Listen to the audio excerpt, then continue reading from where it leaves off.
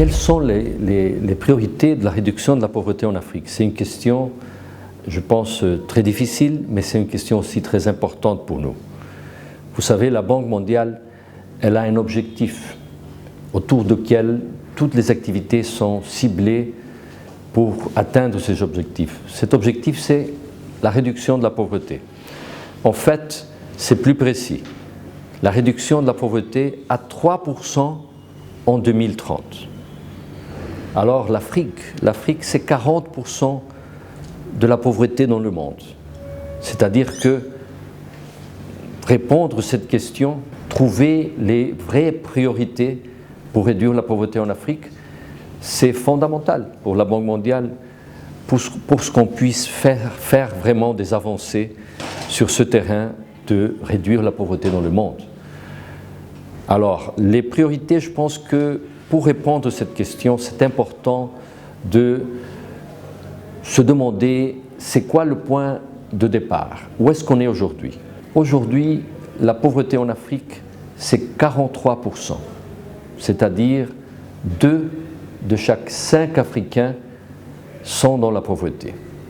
Comment est-ce qu'on définit la pauvreté pour calculer ce chiffre? On dit bien, est-ce que vous consommez plus ou moins de 2 dollars par jour? On calcule que 2 dollars par jour, c'est le minimum qu'on a besoin pour arriver à se nourrir, pour avoir les conditions minimum de vie, l'habitat, la nourriture, les vêtements, etc. C'est pas beaucoup, 2 dollars par jour. Cependant, il y a 43% des Africains qui vivent avec moins de 2 dollars, et ça, c'est la pauvreté extrême. La RDC, la République démocratique du Congo, elle a fait du progrès comme le reste de l'Afrique. En 2005, 70% de la population de la République démocratique du Congo vivait avec moins de 2 dollars par jour. Aujourd'hui, on calcule qu'en 2012, ça avait été déjà réduit pour 64%. C'est-à-dire, l'ARDC va dans la direction de réduire la pauvreté. C'est important de le reconnaître. Mais est-ce que cette vitesse de réduction est suffisante? Je pense que non, elle ne l'est pas. Parce que si en 7 ans, entre 2005 et 2012, vous avez réduit de 69 à 64%, si le pays continue avec cette vitesse, il prendra trop de temps. Sûrement en 2030, la pauvreté sera encore trop haute. Alors, qu'est-ce qu'on peut apprendre de l'expérience du reste de l'Afrique? Vous savez, l'Afrique, elle avance aussi. En 1990, il y avait 56% de la population de l'Afrique sous-saharienne qui était dans la situation d'extrême pauvreté, c'est-à-dire une consommation par personne de moins de 2 dollars par jour. Ça a diminué. Aujourd'hui, c'est 43%. Cependant, c'est encore une vitesse pas suffisamment grande. Il faut aller plus rapide, c'est ce qu'on pense. Et c'est pourquoi on travaille à comprendre qu'est-ce qu'il pourrait être fait pour accélérer la réduction de la pauvreté. Premièrement, je pense que la croissance économique est importante. L'ARDC, par exemple, a aujourd'hui une croissance économique qu'on calcule, c'est à peu près 7% par an.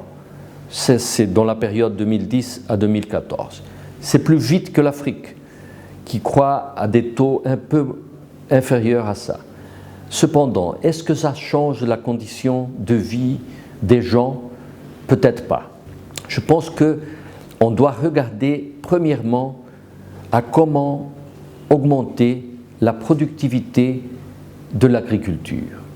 Il y a 3/4 de la population en âge de travailler au Congo qui travaille dans l'agriculture.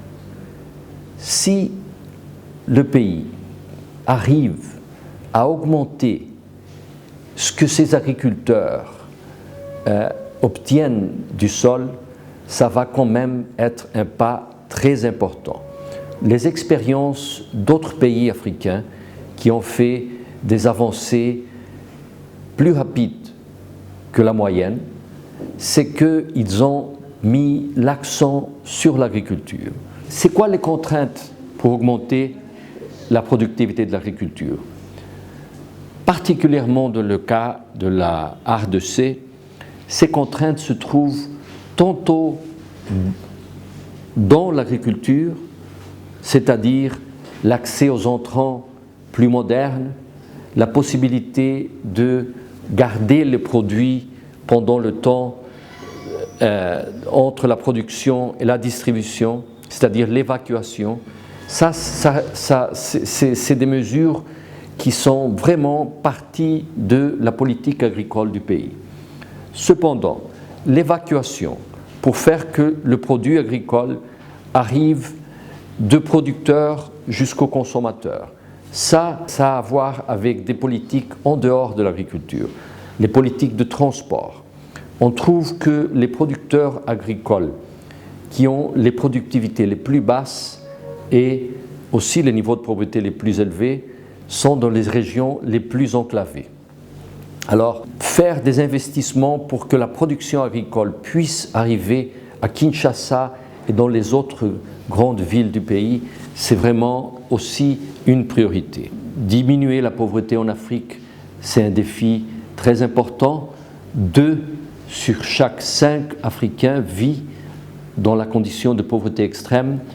Ce défi est encore plus grand en RDC, où on voit que 2 tiers de la population, c'est-à-dire 2 sur 3 Congolais, vivent dans la situation d'extrême pauvreté. Cependant, il y a beaucoup de pays africains qui ont montré qu'il est possible de faire des avancées rapides dans ce terrain. Ces avancées vont nécessiter un investissement assez grand dans l'agriculture. Pour arriver à une productivité agricole élevée, il faut aussi investir dans les voies de communication pour qu'on puisse avoir une bonne évacuation de la production agricole.